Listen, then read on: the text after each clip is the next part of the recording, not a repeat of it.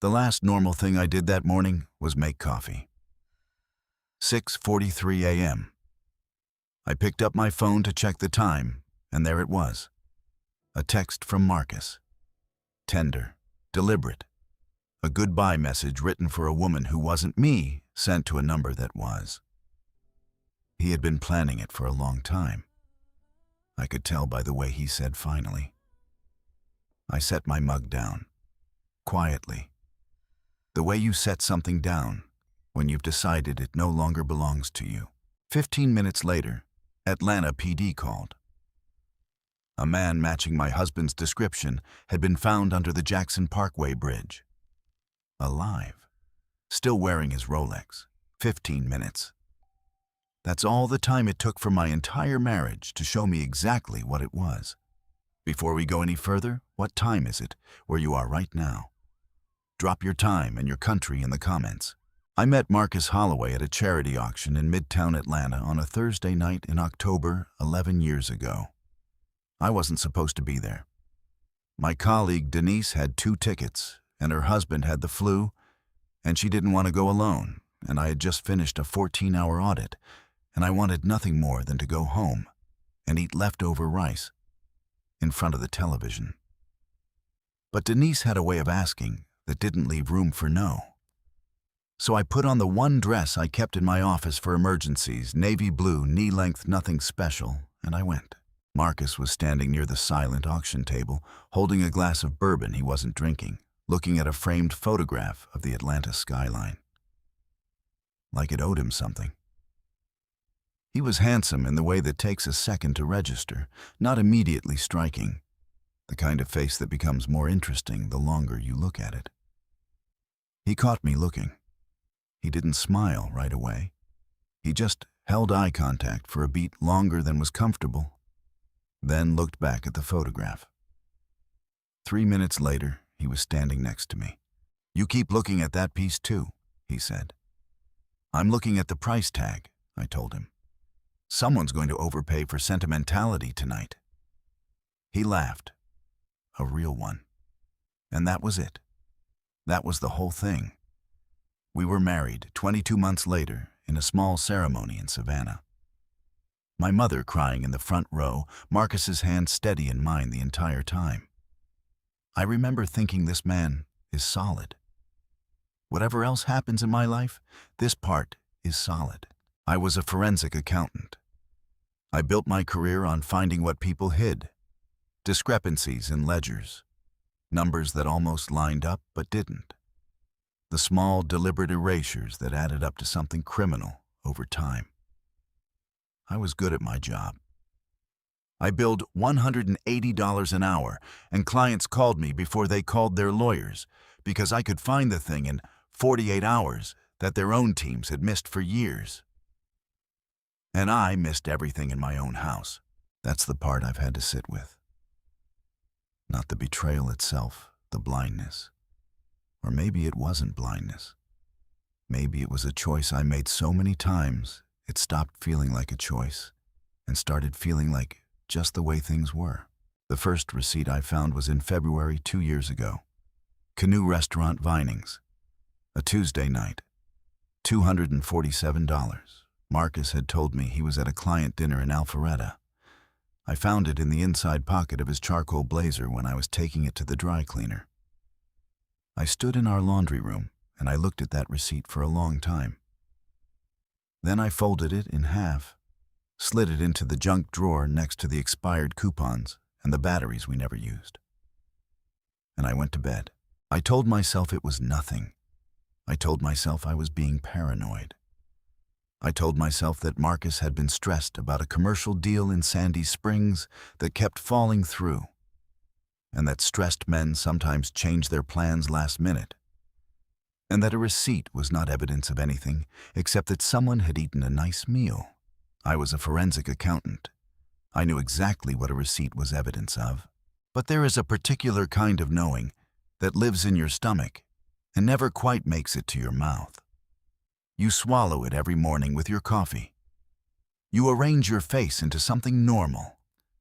You ask your husband how his day was, and you listen to his answer, And somewhere in the back of your mind, a second version of you is keeping a very careful record of everything that doesn't add up. I kept that record for 2 years without ever opening the file. Marcus was a good husband in the ways that are easy to be a good husband. He remembered my coffee order. He took my car to get serviced without being asked. He showed up to my work dinners and charmed every person in the room, and put his hand on the small of my back in a way that used to make me feel chosen. He called his mother every Sunday. He tipped 25%. He was also gone more than he was home. And when he was home, he was somewhere else inside his own head. I noticed.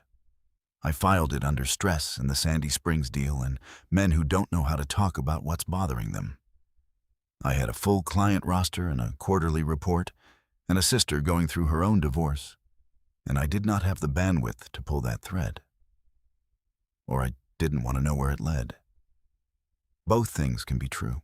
What I know now is that the record I was keeping without meaning to every inconsistency, every shifted timeline, every number that didn't quite reconcile, was still there, waiting, the way evidence always waits, patient and indifferent, and completely without mercy. The junk drawer had 6 receipts in it by the time I finally opened it again. I hadn't put them all there consciously, but I had put them all there. The $3,400 withdrawals started in January of last year. I found them the way I find most things, not by looking, but by the particular stillness that comes over me when something is slightly wrong, and my brain won't let it go. I was reconciling our household accounts on a Sunday afternoon in March, a thing I did every quarter the way some people do laundry, not because it was urgent, but because disorder accumulated if you didn't stay ahead of it. Marcus was watching football in the other room. I could hear the crowd noise through the wall. I had a glass of Riesling and my laptop and a yellow legal pad, and I was moving through the checking account line by line the way I had done 100 times before. And there it was, January 7th, $3,400, ATM withdrawal, a branch on Peachtree Road I didn't recognize. I wrote it down, circled it once, kept moving. February 7th, $3,400, same branch, same amount. I put my wine glass down. I went back 12 months. The withdrawal was there every single month, always on the 7th, always $3,400, always the same ATM on Peachtree Road. 14 months in a row. I had never noticed because I paid the household bills from a separate account, and I only reconciled the joint checking quarterly, and Marcus handled his own business expenses through his corporate card. There was no reason for me to have caught it sooner. That's what I told myself. That's also exactly what someone who wanted to move $3,400 a month without being noticed would be counting on. $47,600. That was the total. 14 months at $3,400 each. I sat with that number for a long time.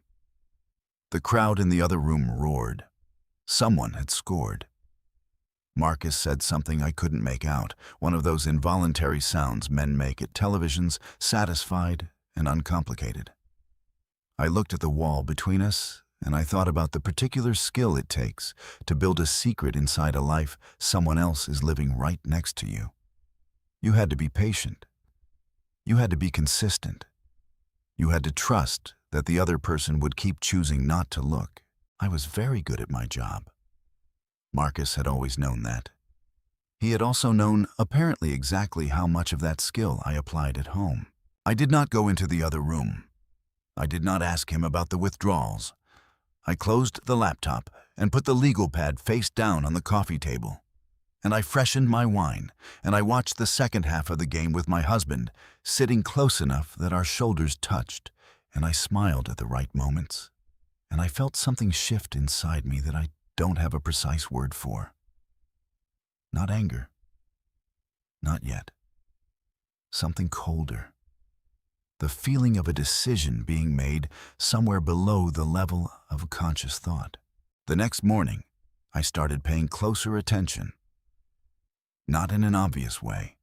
I was trained for this. When you investigate financial fraud, you don't alert the subject. You observe. You document. You build the picture one data point at a time until the shape of it becomes undeniable. I had done this for pharmaceutical companies and construction firms, and a county commissioner whose expense reports didn't survive 30 minutes of my attention. I knew how to do this without leaving fingerprints. Marcus's phone was never unattended. He had changed his passcode sometime in the fall, I noticed, because I used to know it 6 digits his mother's birthday. And one evening, I picked up his phone to check the time, and it didn't work. And he was across the room watching me with an expression that was almost nothing, almost perfectly neutral. And he said, "Oh, I changed that a while back, security thing." And he said it so easily that I nodded and handed the phone back and told myself it was a security thing. But I started watching his hands when he unlocked it. Old habit from a case I worked years ago involving a CFO who thought no one was paying attention. People's hands almost always give them away before their faces do. It took me 9 days to get the new passcode. 4 digits this time. The last 4 of his office address on Piedmont Road. I didn't use it right away. I wrote it on the inside cover of the moleskin notebook I kept for client notes between 2 pages of actual client notes. And I closed the notebook, and I went back to my audit on the Marietta construction firm. And I did not think about Marcus's phone for 6 days. That's not entirely true. I thought about it constantly. But there is a particular kind of courage required to look at something you can't unsee, and I was still working myself up to it. Still standing at the edge of the thing, telling myself I could still choose to step back. The ATM on Peachtree Road was 0.4 miles from a high-rise apartment building with a rooftop pool and a concierge and monthly rents starting at $3,200. I found that out on a Wednesday. I didn't sleep Wednesday night. I lay next to Marcus in our king bed in our house in Buckhead. And I listened to him breathe, and I stared at the ceiling. And I understood with the flat certainty of someone who has just finished counting that I had already known for a long time. I just hadn't opened the file yet. On Thursday morning, Marcus left for work at 7:15. He kissed me on the cheek at the door. His aftershave was different, had been different for months, something lighter, younger smelling. And I had filed that too, without meaning to. I stood at the kitchen window and watched his car pull out of the driveway. Then I picked up his coffee mug, rinsed it, set it in the drying rack, and I opened the file. I went through Marcus's phone on a Thursday morning in April, sitting at our kitchen table with my second cup of coffee and the specific calm of someone who has already decided the outcome doesn't matter because they already know what it is. It took me 4 minutes to find everything, not because I'm particularly fast, because Marcus hadn't tried very hard to hide it. The thread with Sienna was in his regular messages app, not even buried in a secondary account or a third-party app the way the younger clients I audited sometimes used. Just there, labeled with her name, Sienna, like she was a contact for a dry cleaner or a dental appointment. 147 messages going back 11 months, and I read every single one of them sitting in the same chair where I drank my coffee every morning and paid our bills and built the spreadsheets that kept our household running. Her first message to him was a photograph. I won't describe it in detail.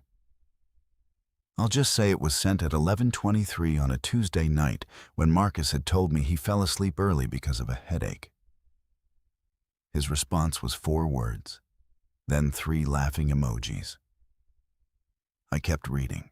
What I learned in those 4 minutes was this: Sienna Cross was 29 years old and worked in leasing at a commercial real estate firm in Midtown, which is how she and Marcus had met 14 months ago at an industry mixer at the W Hotel on Peachtree Street.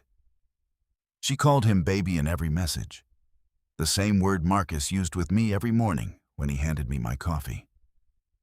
Same inflection, probably. Same muscle memory. Some men have a very limited vocabulary for intimacy, and they just apply it wherever it fits. Marcus called her his person. He said it in a message from December, a Sunday night, 11:40 p.m., while I was asleep 12 feet away.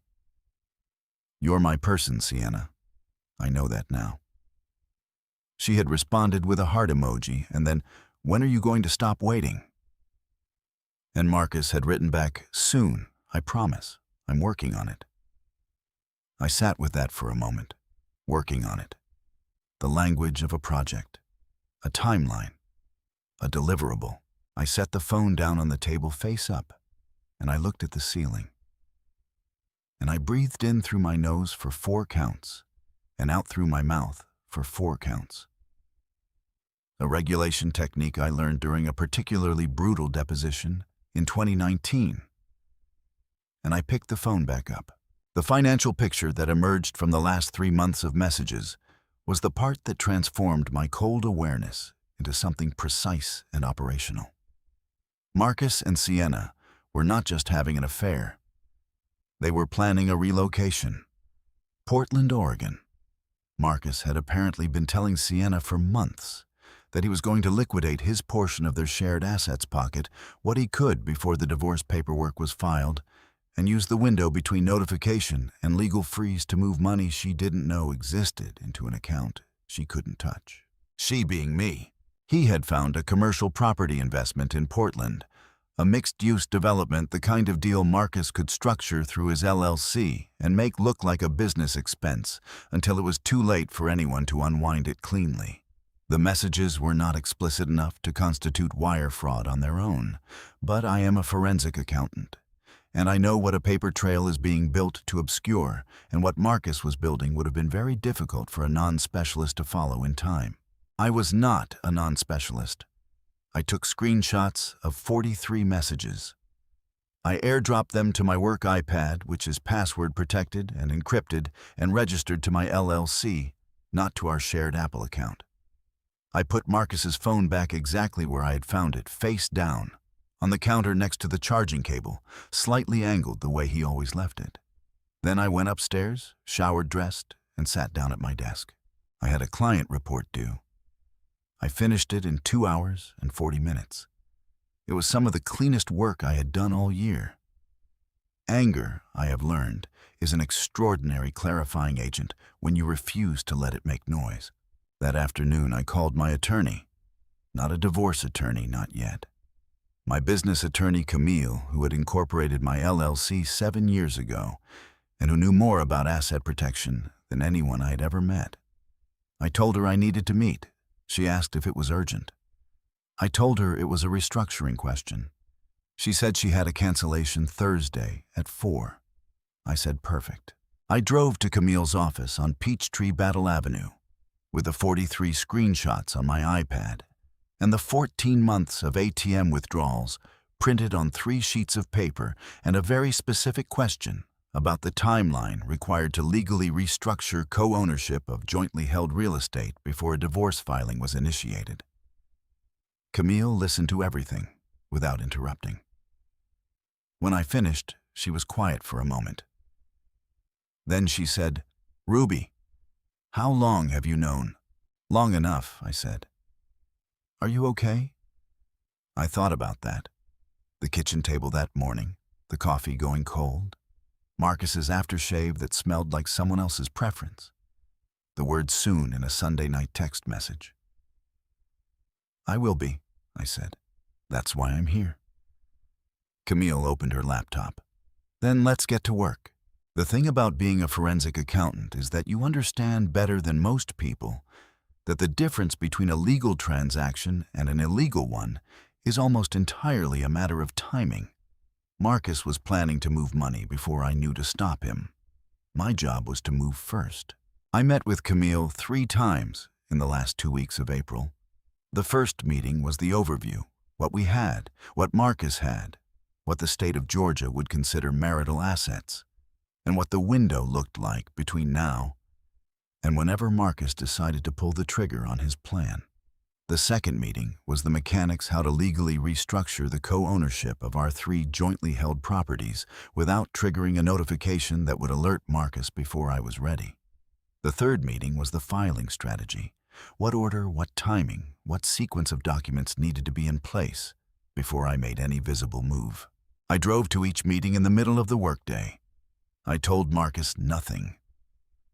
He didn't ask where I was going because Marcus had stopped asking where I was going sometime around February, when his own schedule had become too complicated to keep track of mine as well. I came home from each meeting and I made dinner.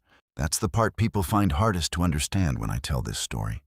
How I could sit across from Marcus at our kitchen table every evening, the table where I had read Sienna's messages, the table where I had first seen the $3,400 withdrawals, and eat the food I had cooked, and listen to him talk about his day and respond in complete sentences without once letting anything show on my face.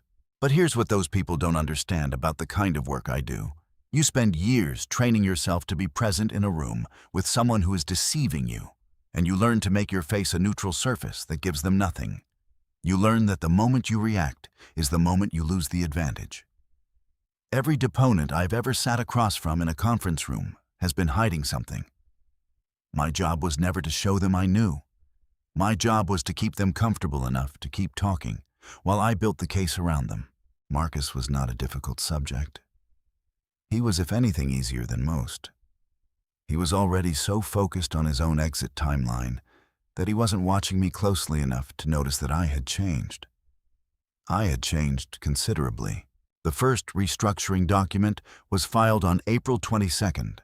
It was a modification to the operating agreement of my LLC, expanding its asset portfolio to include a 51% managing interest in the Buckhead property, our primary residence, through a legal mechanism Camille described as a spousal business transfer, which is exactly what it sounds like and entirely permissible under Georgia law when executed correctly. The document was recorded quietly, a routine business, filing the kind that would take a specialist to find and a motivated specialist to interpret correctly. Marcus's attorney was not a specialist in this area. I had done enough work in Atlanta's legal community to know his attorney's background. Corporate transactions mostly, not forensic asset restructuring.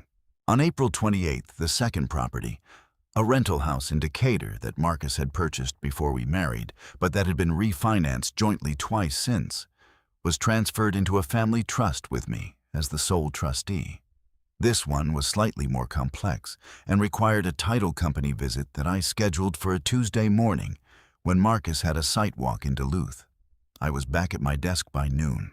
The Sandy Springs condo, a property Marcus had purchased 3 years ago as an investment listed under both our names, was the one I left alone for now.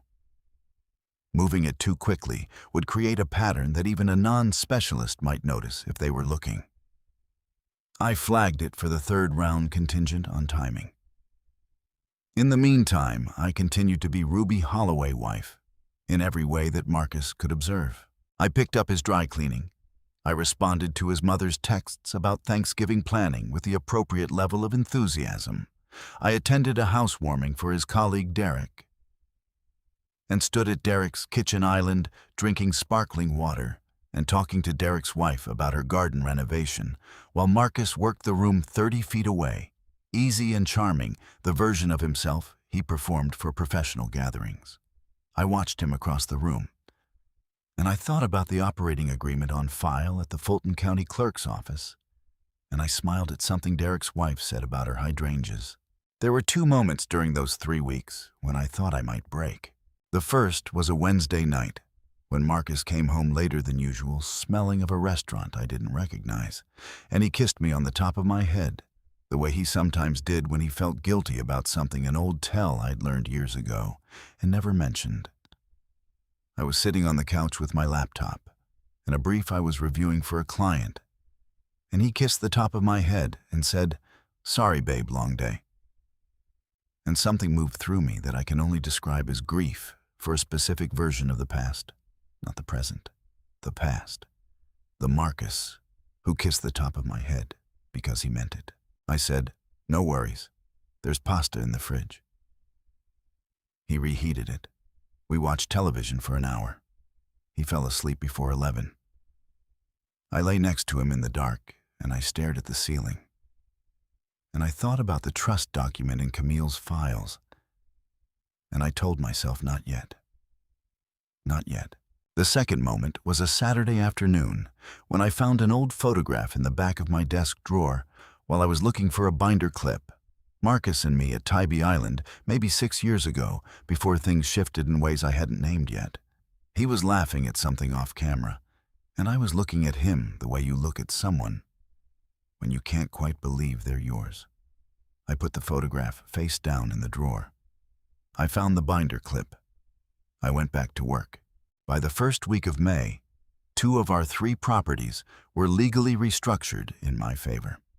The Sandy Springs condo paperwork was ready and waiting in Camille's office, requiring only my signature and a notary.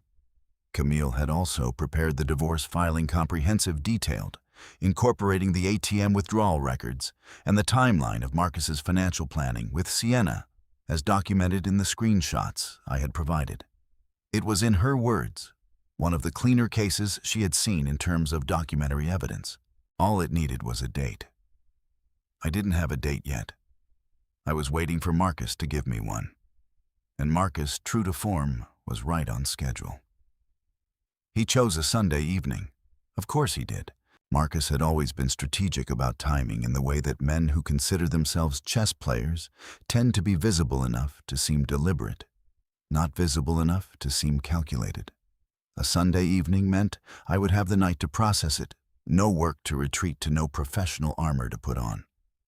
He would frame it as consideration, giving me space to absorb what it actually was. As I recognized the moment he said, "Can we talk tonight after dinner?" was the selection of a moment when he believed I would be at my most unguarded. I made roasted chicken. A good one. The kind I only made when I wanted to do something with my hands that required attention. I brined it for 4 hours, seasoned it with herbs from the small pot on our kitchen windowsill, put it in the oven at 4:30.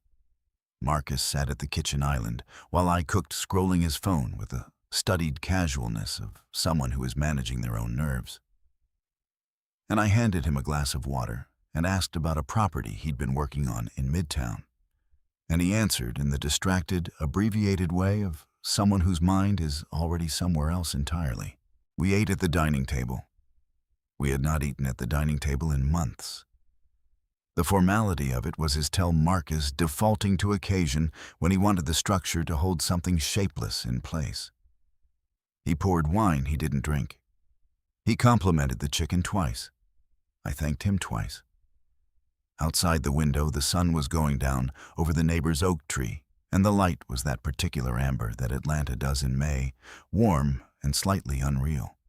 And I thought, I will remember this light. He started with, "I've been doing a lot of thinking," which is how these things always start, as though thinking were an activity requiring disclosure, a journey one undertook and returned from with news. I put my fork down, not because I needed to, because I wanted my hands still. He said it wasn't working. He said they had grown in different directions. He said he cared about me. Genuinely, he wanted me to know that, but that he had come to understand that caring about someone and being right for them were 2 separate things. He said he thought they would both be happier. He used the word honestly 4 times in 6 minutes, which in my professional experience is a reliable indicator of sustained dishonesty. Then he slid a piece of paper across the table. It was a single printed page, a proposed asset division. Our joint checking account split 60-40 in his favor, with the justification that he had contributed the higher income over the course of the marriage. The Buckhead property to be listed and proceeds split 70-30 again, in his favor, citing his larger down payment contribution 9 years ago. The Decatur rental, the one I'd already moved into the family trust 3 weeks prior, listed as a Marcus sole asset to be retained by him entirely on the basis of a pre-marriage purchase date he apparently believed I had not researched. The Sandy Springs condo wasn't mentioned at all. I looked at the paper for a moment. It was a clean document, well formatted. His attorney had done professional work. I could see the logic of the structure, the way it would have looked reasonable to someone who didn't know what had already been moved, what had already been filed, what was already recorded in the Fulton County Clerk's office under my LLC's name. I looked at my husband across the table we had bought together at a furniture store in Virginia Highland on a Saturday 6 years ago. A table we had argued mildly about because I wanted the round one, and he wanted the rectangular one. And we had compromised on the rectangular one, because I had let it go the way I let 100 small things go across 9 years. And I felt something that was not quite anger and not quite satisfaction, but was perhaps the specific feeling of a very long patience reaching its end. He said, "I've already talked to my lawyer." He said it gently, apologetically even, the tone of a man who believes he is being kind by being efficient. I picked up my wine glass, took one sip, set it down. "So have I," I said. Something moved across his face, quick, gone before it fully formed. "I didn't know you had an attorney." "Camille's been my business attorney for 7 years," I said. "You've met her twice. Once at the Buckhead Chamber dinner, once at Derek's birthday." I paused. "She says hi." He was quiet, adjusting his watch. The tell I'd known for 9 years and never mentioned. "The numbers on that page," I said, nodding toward the document he had slid across our table, "don't reflect current ownership of the properties listed." I said it the way I say things in depositions, flat, precise, without heat. "What does that mean?" he said. "It means your attorney filed against a structure that changed in April." I picked up my fork. The chicken was still warm. "You should call him tonight. He'll want some time to look at the new filings before you both make any further decisions." Marcus stared at me. I ate. He pushed his chair back, stood up, walked to the window, and stood there with his back to me, and I could see his shoulders doing the calculation. How much did she know? How long had she known it? How far back did this go? What was salvageable? I watched his reflection in the darkening glass, and I thought about the photograph from Tybee Island in my desk drawer. And I thought about the word "soon" in a Sunday night text message. And I thought about 14 months of $3, 400 withdrawals, and a goodbye letter sent to the wrong number. He turned around. His face had done something complicated, settled into something harder. "Ruby, I'm going to finish dinner," I said. "You should think about whether you want to eat something. It's going to be a long week." He didn't eat. He went upstairs. I heard him on the phone, low, urgent, the specific cadence of a man recalibrating. And I cleared the table and washed the dishes and dried them and put them away and wiped down the counter and folded the dish towel over the oven handle the way I always did. Then I went to my desk and I sent Camille a text that said, "He made his move tonight. I think we're close." She responded in 4 minutes, "Ready when you are." I closed my laptop, went to bed. Marcus did not come upstairs for a long time. When he finally did, he lay down on his side of the bed without speaking. And I listened to him breathe in the dark, and I counted the specific silence of a man who has just discovered that the ground he was standing on was not where he thought it was. 4 days later, he didn't come home at all. 5 days later, a Thursday, 6:43 a.m., I was standing in my kitchen making coffee when my phone lit up with a message that was not meant for me. The message came in at 6:47 a.m. I know the exact time because I looked at it the way you look at a clock during something you want to be able to reconstruct later, deliberately, consciously committing the number to memory before you even finish reading the words beneath it. My phone was on the kitchen counter next to the Keurig. The screen lit up with Marcus's name, and I picked it up the way I had picked up his messages 1,000 times before, without thinking, the muscle memory of 9 years of marriage. And I read it before I understood what I was reading. It was long, longer than I expected. Marcus was not in my experience a man who wrote long messages. He communicated in fragments, in bullet points, in the clipped efficiency of someone who considered words a resource to be conserved. But this message was a paragraph and a half, and it was written in the careful, slightly formal register of something composed and revised, something that had been sitting in a draft folder for a while, waiting for the moment he felt ready to send it. He called her his heart. He said leaving had been the hardest decision of his life, and also the rightest one, a construction that told me he had been rehearsing that sentence for some time. He said he was sorry for how long it had taken.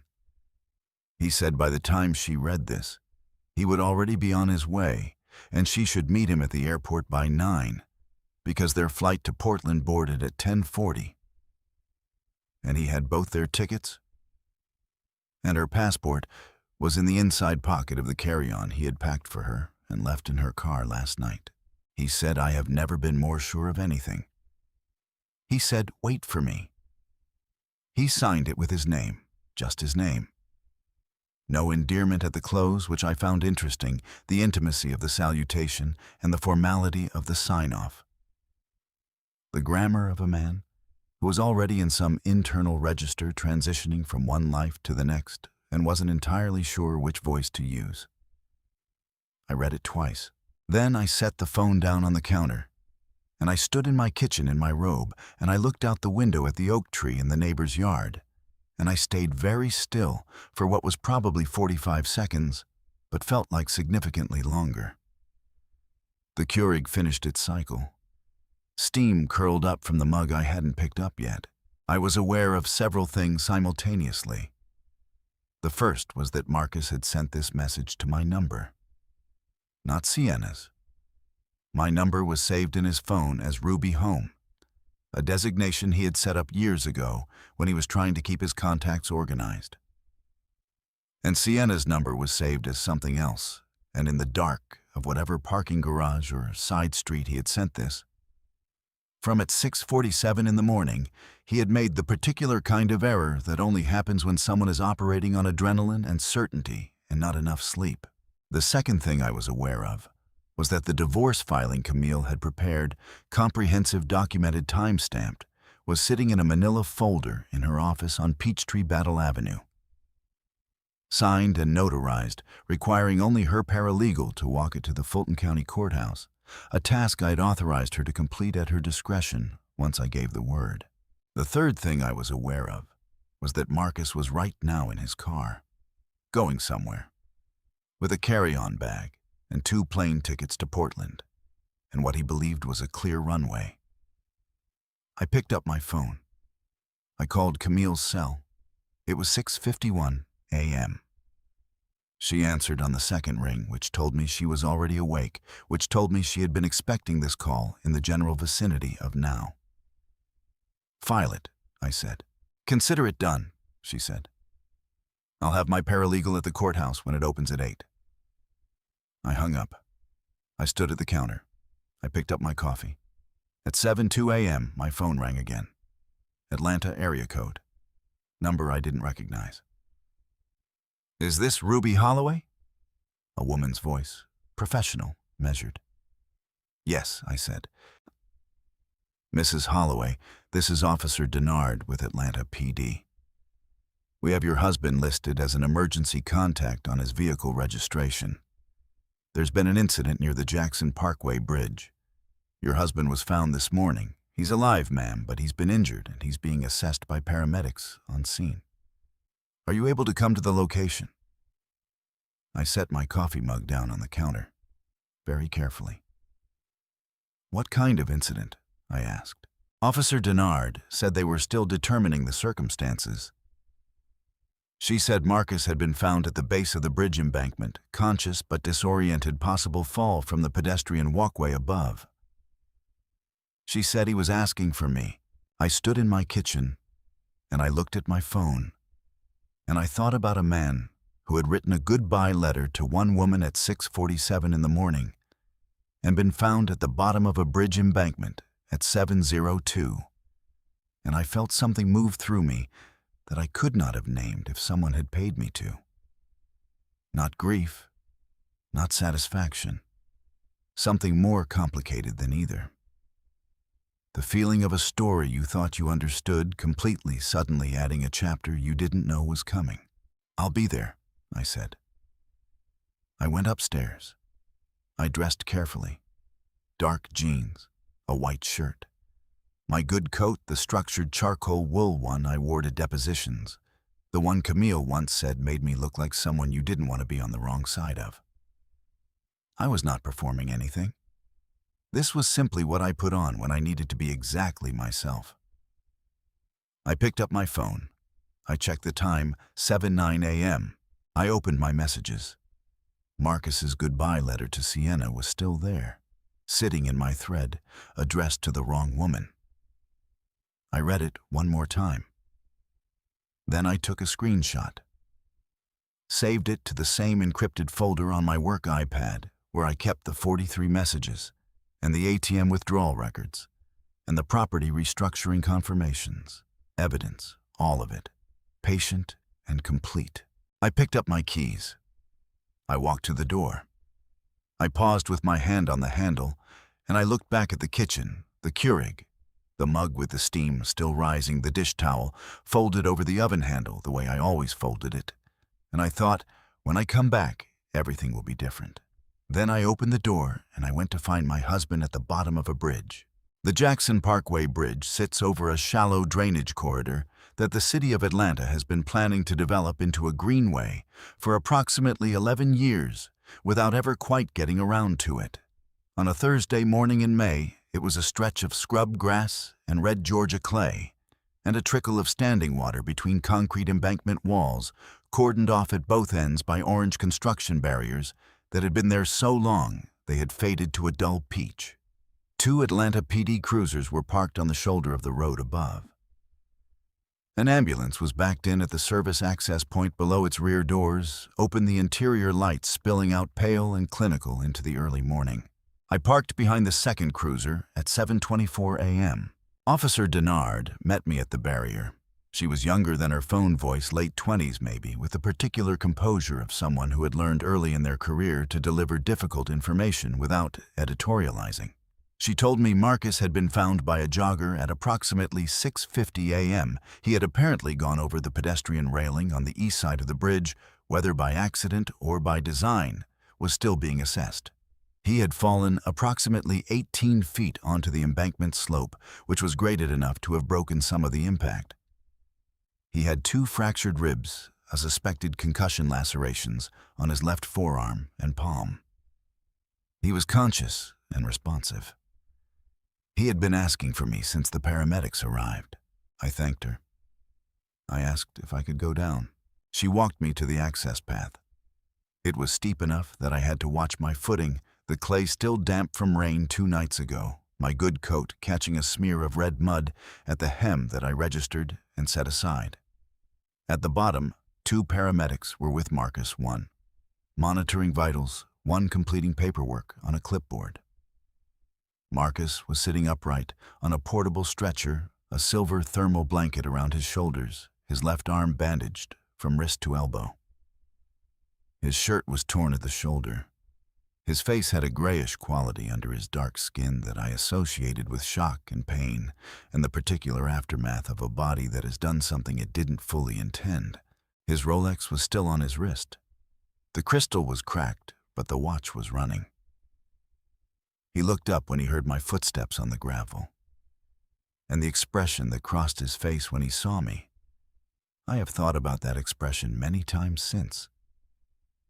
It was not the expression of a man who had just been caught. It was the expression of a man who was genuinely profoundly relieved to see a specific person, and that person happened to be the wife he had sent a goodbye letter past 2 hours ago. "Ruby," he said. His voice was hoarse, dry. I stopped about 4 feet away from him. I looked at him for a long moment. The cracked watch, the bandaged arm, the thermal blanket that someone had tucked around his shoulders with a small institutional kindness, the red Georgia clay on his shoes. Marcus, I said. I didn't. He stopped, swallowed, tried again. I need you to know I didn't. You don't have to explain anything right now, I said. And I meant it. Not as kindness, as information. He didn't need to explain because I already had everything I needed, and his explanation, whatever shape it took, would not change a single document already filed or a single asset already moved. He looked at me with the eyes of a man trying to read a room he no longer had the map to. One of the paramedics, a heavy-set man with a kind face and a name tag that said, Jerome, told me they were going to transport Marcus to Grady Memorial for imaging and observation. He said the rib fractures needed to be confirmed by X-ray, and the concussion protocol required a minimum 4-hour hold. He said I could ride with Marcus in the ambulance or follow in my car. I said I would follow. Jerome nodded and began preparing the stretcher for transport. Marcus reached out his unbandaged hand toward me. A gesture. Reaching. The way you reach for something you're not sure is still there. I looked at his hand. I thought about all the mornings that hand had handed me a cup of coffee. About the furniture store in Virginia Highland and the round table I had wanted and the rectangular table we had bought instead. About Tybee Island and the photograph face down in my desk drawer. And the Sunday night text that said soon, I promise I'm working on it. I did not take his hand. But before Jerome came back, before the second paramedic finished her clipboard, I took out my phone. I opened the camera. And I photographed Marcus, where he sat, the thermal blanket, the bandaged arm, the cracked Rolex, the red clay embankment behind him, the ambulance in the background with its pale interior light. A wide shot first, then closer. The kind of documentation you do automatically when you have spent 15 years of your career understanding that what is not recorded does not exist. Marcus watched me take the photographs. He didn't say anything. For the record, I said. Not to him, not to anyone in particular. Jerome came back. They loaded Marcus onto the stretcher with the practiced efficiency of people who do this many times a day. And I watched them wheel him to the ambulance. And I watched the doors close, and I stood at the bottom of the Jackson Parkway Bridge embankment in my good charcoal wool coat with the red mud on the hem. And I looked up at the pedestrian railing 18 feet above me.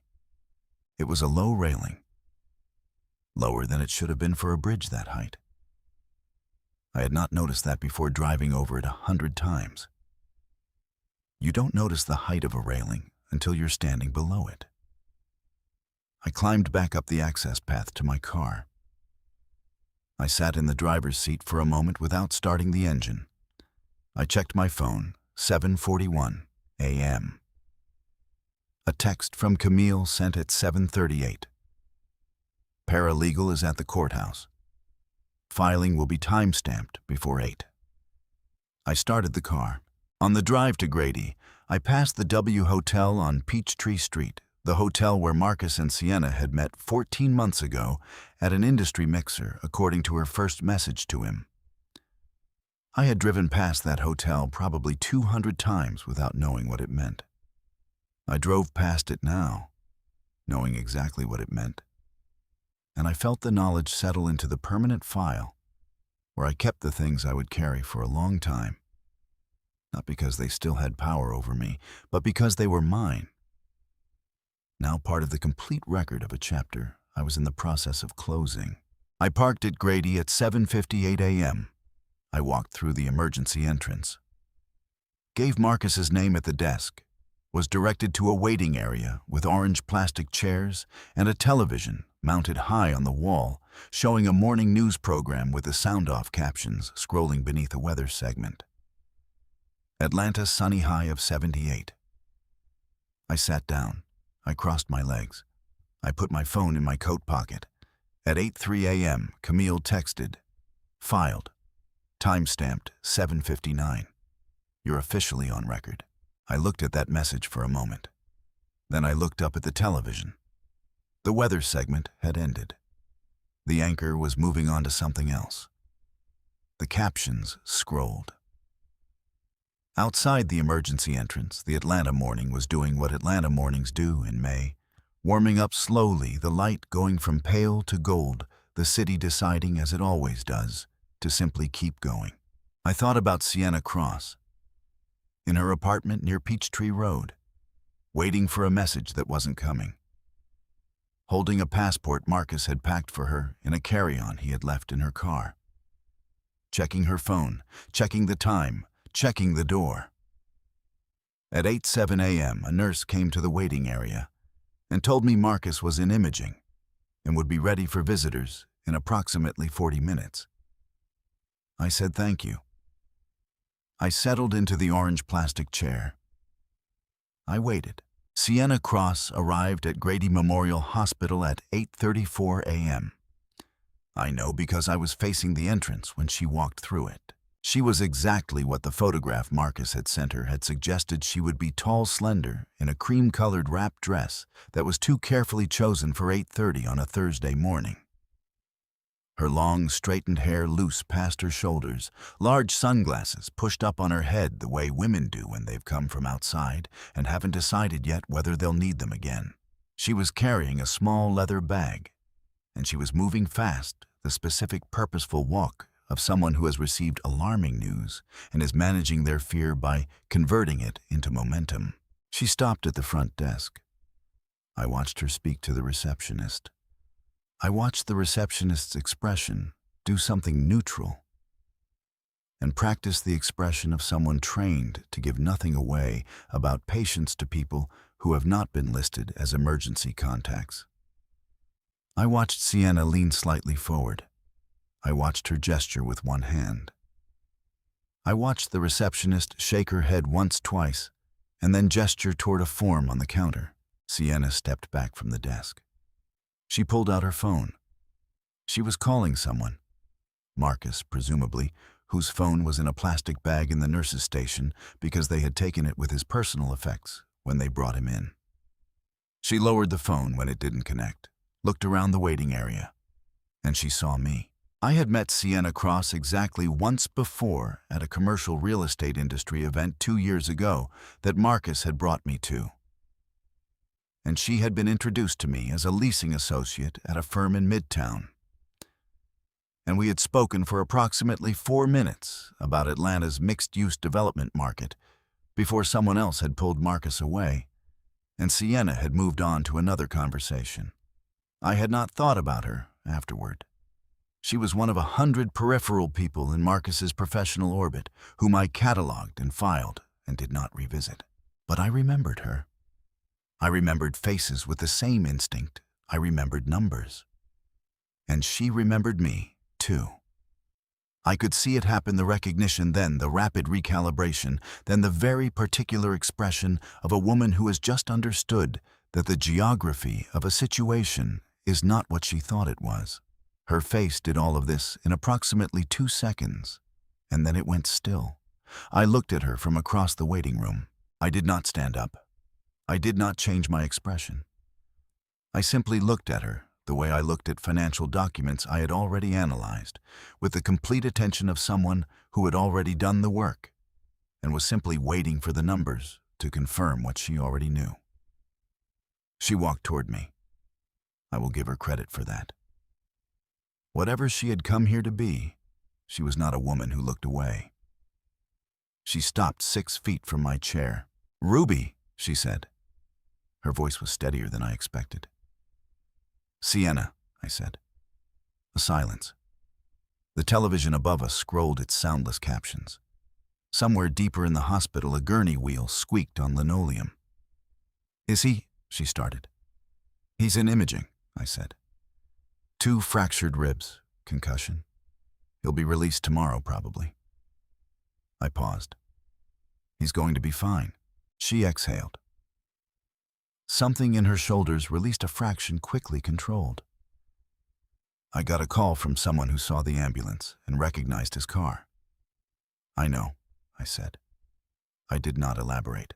Another silence. Sienna looked at me, and I looked at her. And I thought about all the things this moment could be if I let it be those things. The confrontation in the waiting room, the raised voices, the scene that people remembered and repeated. I had no interest in any of it. I had spent 3 weeks building something that did not require a scene. "I should let you know," I said, in the same register I used when I was presenting findings to a client, "that as of 7:59 this morning, Marcus and I are on record with the Fulton County Court as having initiated divorce proceedings. You'll find, if you speak to anyone about the properties Marcus mentioned, that the ownership structure has changed since whenever he last described it to you." I folded my hands in my lap. "His attorney will be in touch with him today. I'd recommend you speak to your own attorney as well if you have one. If you don't, I'd suggest finding one." Sienna stared at me. The sunglasses on top of her head caught the fluorescent light. "The Portland plan isn't going to work," I said. Not unkindly, simply as information. "The funds Marcus was planning to move are already in a structure he can't access unilaterally. The LLC filing is on record. The trust documents are on record." I tilted my head slightly. "He may not have mentioned those parts to you." The expression that crossed Sienna's face in that moment was one I had seen before, not on a woman in a hospital waiting room, but on deponents. The moment when someone understands that the information they were given was incomplete, and that the incompleteness was not accidental, and that they have been in some fundamental way a participant in a plan whose full dimensions were never shared with them. It is not a pleasant expression to witness. It has a quality of rearrangement to it, like watching someone reindex a long document and find that entire sections are missing. She sat down in the chair across from me. Not close. 2 chairs away. She sat down the way people sit down when their legs have made the decision before their mind did. "He told me," she said slowly, "that everything was handled, that it was all straightforward." "Yes," I said. "He tends to use that word." She looked at her phone, then at her hands, then at a point somewhere past my shoulder.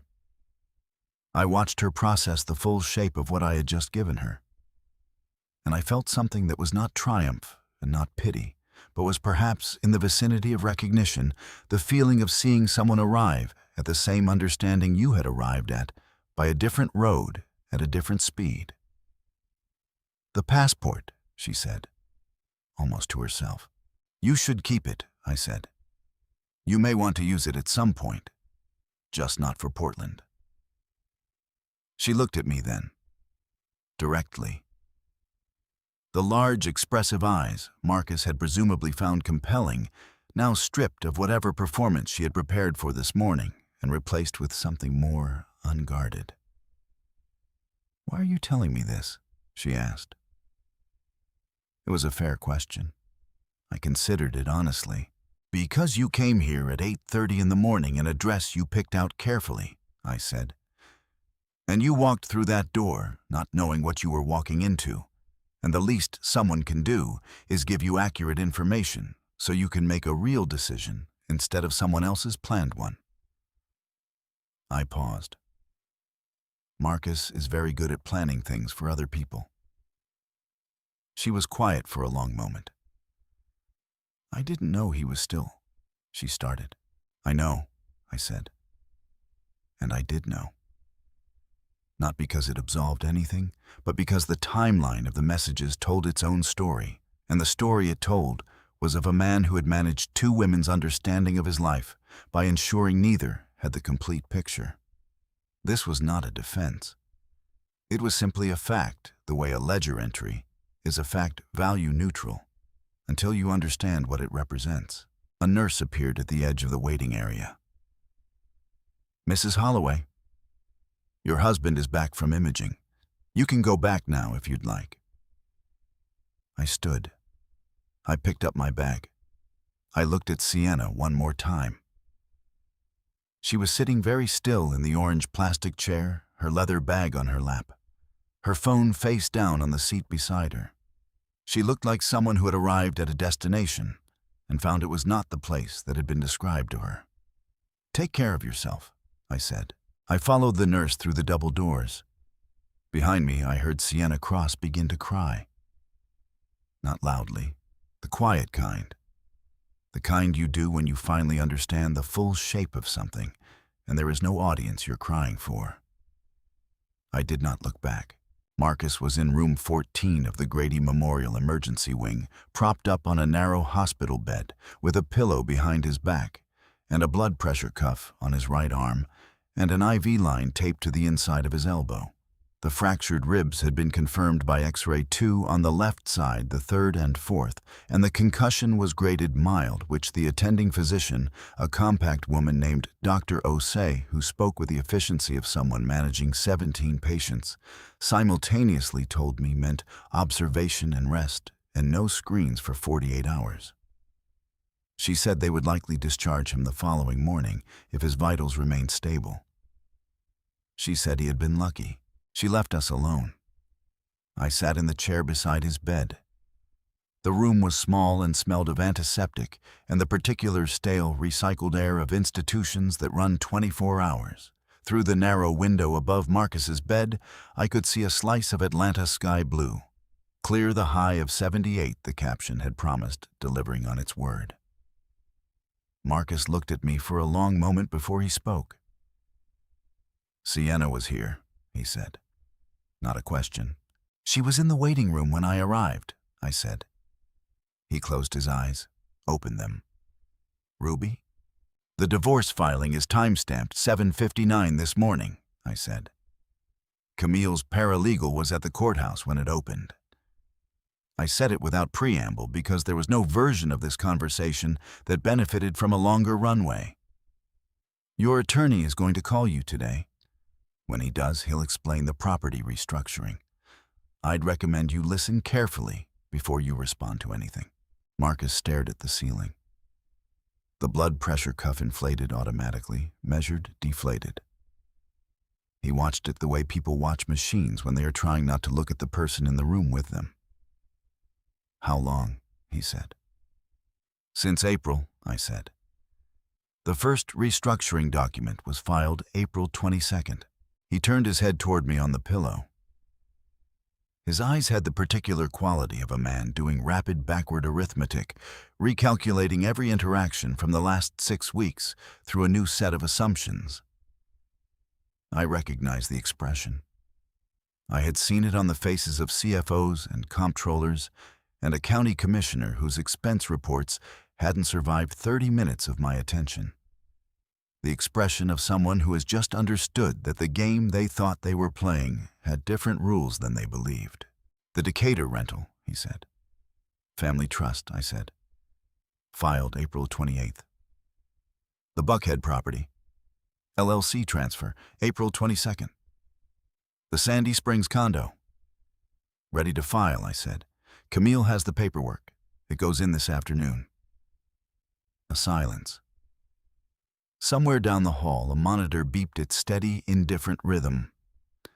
Marcus looked at his bandaged arm, at the cracked Rolex on his wrist that was still keeping perfect time. I sent you that message by mistake, he said. I know. I didn't mean for you to. Marcus. I said his name quietly, not with anger, not with grief, with the particular flatness of someone who has finished the analysis and is no longer interested in the footnotes. I know what you meant and what you didn't mean. It doesn't change the documents. He was quiet for a long time. Outside in the corridor, I could hear the hospital going about its business, the squeak of rubber soles on linoleum, the distant chirp of an intercom, the low murmur of a conversation I couldn't make out. The ordinary sounds of a place that processes extraordinary things all day long without stopping. The Portland deal, he started, is not going to be possible in the structure you planned, I said. The funds you were moving through the LLC were co-mingled with marital assets in ways your attorney is going to have to untangle very carefully. That process is going to take time. The divorce filing creates a legal hold on disposition of those assets pending the settlement. I paused. You should have had a forensic accountant review your plan before you executed it. The smallest sound came from Marcus then. Not quite a laugh.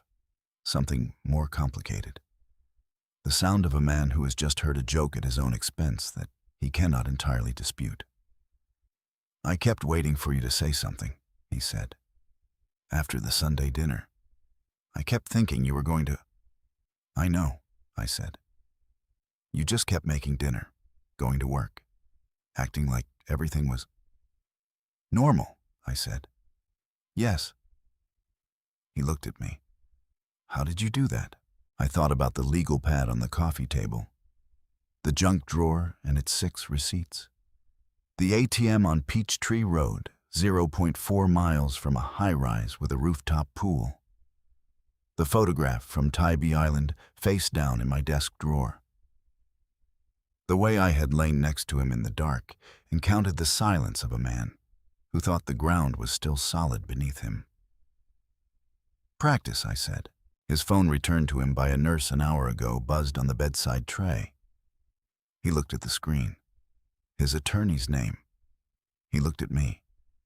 "You should answer that," I said. I stood up, picked up my bag. "Ruby." His voice had changed. Lost the calculation. Something underneath it now that was older and less managed. "I am sorry. Whatever else, I'm sorry." I stood at the foot of his bed. I looked at my husband, my almost former husband, in his hospital gown, with his cracked Rolex and his bandaged arm, and his 2 fractured ribs and the IV line taped to the inside of his elbow. And I felt the full weight of 9 years settle into the room between us. All the ordinary mornings, and the round table I hadn't chosen, and the coffee he remembered to make, and the aftershave that had changed, and the 100 small erasures that added up over time to the shape of something I had not wanted to see. "I know you are," I said. Then I walked out. In the corridor, I passed a nurse's station and a family sitting in a cluster of chairs outside a room. 3 doors down, a grandmother and 2 teenagers, and a man in work clothes who was still holding his car keys. All of them arranged in the specific posture of people waiting for news they were afraid of. I walked past them and through the double doors and into the main atrium of Grady Memorial, where the morning light came through the glass entrance and fell in long rectangles across the floor. I stopped in one of those rectangles of light.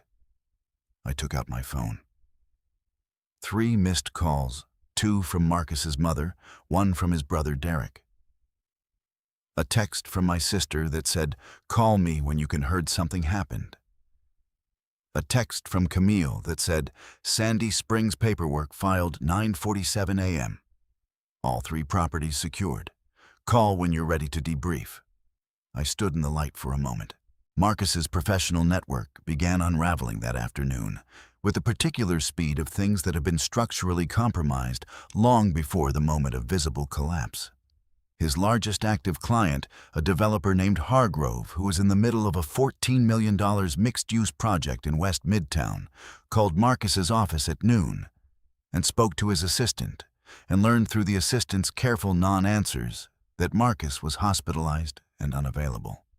By 2 p.m., Hargrove had called 2 other brokers for alternative representation. By 4 p.m., Marcus's business partner Raymond had been contacted by Hargrove's attorney requesting a transition of the account.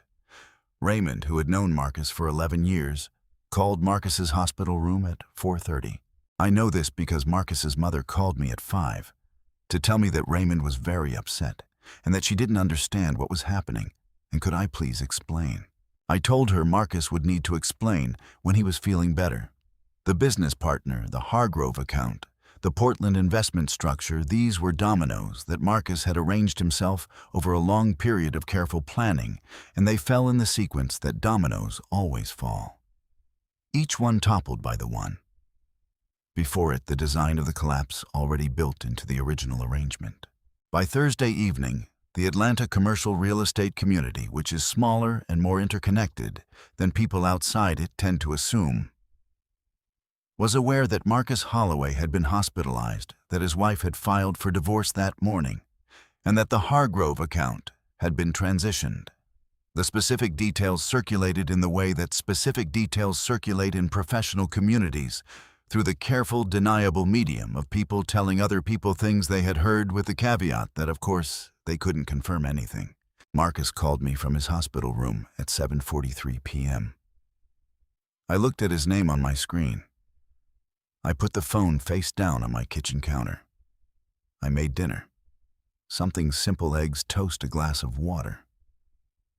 I ate at the kitchen table in the quiet of the house that was, for the first time in 9 years, entirely mine. Outside the window, the Atlanta night was doing what it did in May, warm and fragrant and indifferent to whatever any particular person was going through inside any particular house on any particular street. Somewhere, a neighbor's dog barked twice and stopped. A car passed. The oak tree in the neighbor's yard was very still. I washed my plate, dried it, put it away. I folded the dish towel over the oven handle, and for the first time in longer than I could precisely account for, the house felt like the right size. I sold the Buckhead house in September. It took 41 days on the market, which my realtor, a brisk woman named Patricia, who wore good shoes and did not waste words, told me was fast for that neighborhood in that season. We listed it on a Tuesday. By the following weekend, we had 3 offers. I accepted the one that closed cleanest, not the highest number, because I had learned something in 15 years of forensic accounting about the difference between a number that looks good on paper and a transaction that actually completes. The buyers were a young couple, both physicians expecting their first child in December. They stood in my kitchen on the day of the walkthrough, and the woman put her hand on the counter on which I had set my coffee mug down on the morning Marcus's goodbye letter arrived in the wrong inbox. And she said to her husband, "I think this is it." And he looked at her the way Marcus had once looked at me on Tybee Island, and said, "Yeah, I think so too." I signed the closing documents on a Friday afternoon in Camille's conference room. Camille's paralegal brought sparkling water. Nobody made a speech. I initialed 47 pages and signed my name 11 times, and walked out of the building into a September afternoon that smelled like rain that hadn't arrived yet. And I stood on the sidewalk on Peachtree Battle Avenue, and I felt something leave my body that I hadn't known I was still carrying. Not grief exactly. The weight of a long vigilance finally set down. I had already found the studio in Decatur by then. 840 square feet on the second floor of a renovated building on Commerce Drive, with tall windows that faced east and hardwood floors that creaked in one specific spot near the bathroom door. A detail the landlord apologized for, and I told him not to fix because I found I liked it. The small announcement of my own movement in my own space. I moved in with 2 carloads of things I had selected carefully, leaving behind everything that felt like set dressing for a life I was no longer performing. The rectangular dining table went to Marcus's brother Derek, who had asked for it with the slightly embarrassed consideration of a man trying to salvage something practical from an uncomfortable situation. I did not want it.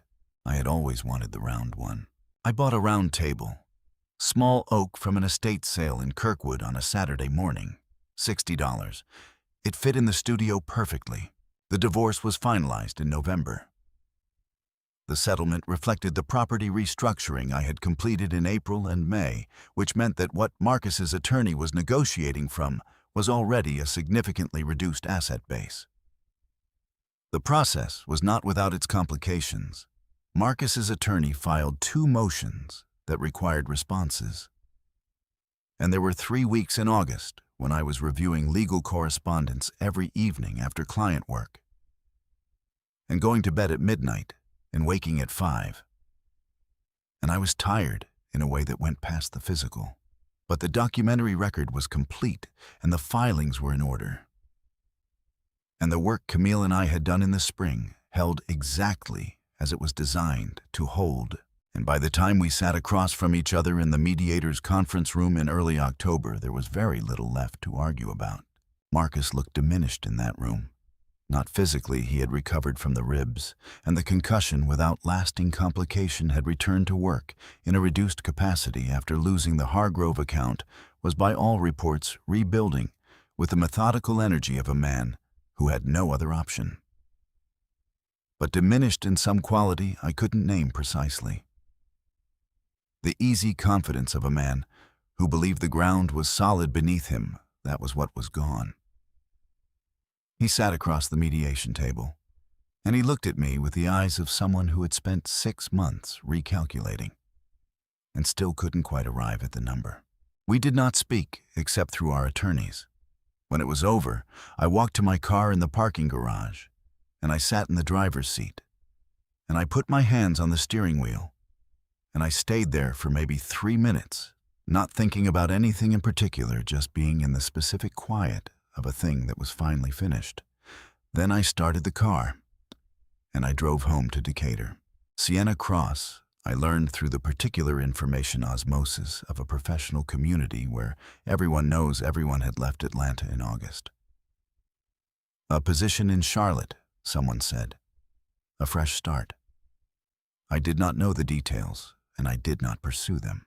What I knew was that she had sat in an orange plastic chair in a hospital waiting room at 8:30 in the morning in a carefully chosen dress and had understood in the space of a single conversation that the story she had been told about her own life was missing chapters she hadn't been shown.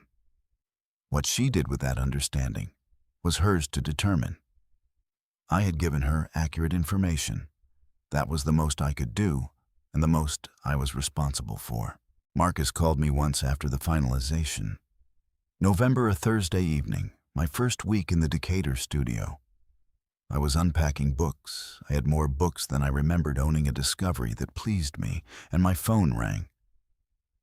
And I looked at it. And I answered because I was by then far enough from the center of the thing that I could. He said he hoped I was well. I said I was. He said he wanted me to know he understood now. Not as an excuse, just as information that he had been afraid for a long time, and that fear had made him do things in the most complicated possible way instead of the simplest one, and that he was sorry for what that cost me. I listened. I said I appreciated that. He said okay. I said okay. We said goodbye, and I hung up. And I stood in my studio with a book in my hand, a collection of essays I had bought years ago and never gotten around to reading. And I thought about fear for a moment. The ways it moves through a life. The shapes it takes when it goes undisclosed. How two people can live inside the same fear for years and never once name it to each other. Then I put the book on the shelf. I built a new client base that fall. Picked up 2 referrals from Camille's network, 1 retainer, with a nonprofit that needed quarterly audits, a short-term engagement with a regional bank reviewing a loan portfolio. The work was good. I was good at it. I had always been good at it. And the months of managing parallel tracks, the professional work, and the personal documentation, and the meetings with Camille and the legal correspondence had in some way, I hadn't expected, sharpened something in me. I was faster, quieter, more precise in the way I communicated findings because I had spent 6 months learning in a context where the stakes were entirely personal, exactly how much a well-constructed record could accomplish. I went to Savannah in December with my sister, who had finalized her own divorce in June and was in the particular mood of someone newly released from a long constraint. Expansive, occasionally manic, prone to ordering the expensive thing, and then laughing about it.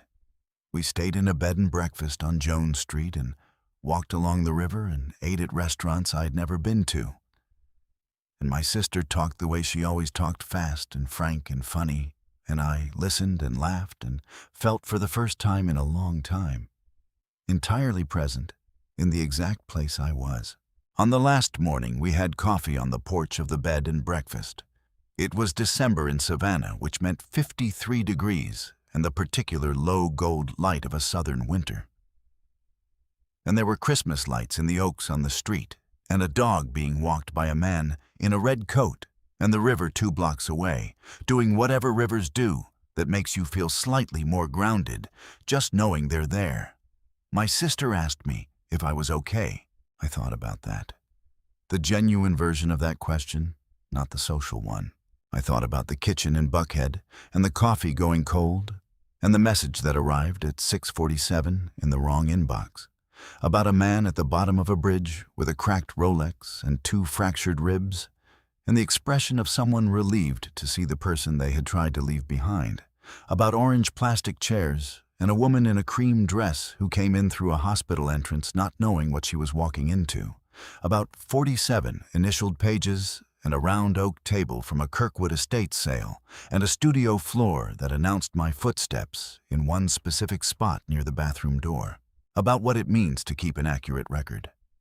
Not as an act of suspicion, as an act of knowing yourself clearly enough to document what is true, separate from what you have been told, separate from what you want to be true, separate from the comfortable erasures that accumulate when you choose over and over not to look.